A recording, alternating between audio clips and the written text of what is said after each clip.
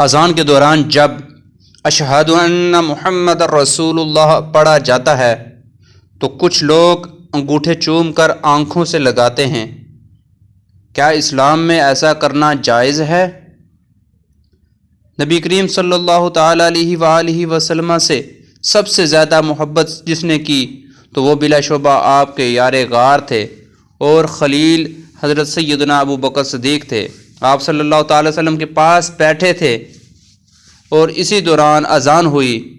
جب مؤذن اشہد ان محمد رسول اللہ پر پہنچا تو سیدنا صدیق اکبر رضی اللہ تعالیٰ عنہ نے اس کلمے کو دہرایا اور آپ صلی اللہ علیہ وآلہ وسلم کی محبت اور تعظیم میں شہادت کی انگلیوں کو چوم کر آنکھوں پر لگایا۔ آپ صلی اللہ تعالیٰ علیہ وآلہ وسلم نے جب یہ دیکھا تو آپ کو اپنے خلیل کی یہ ادا بہت پسند آئی۔ ابھی تک اگر آپ نے میرا چینل سبسکرائب نہیں کیا تو چینل کو سبسکرائب کر دیں۔ اللہ حافظ۔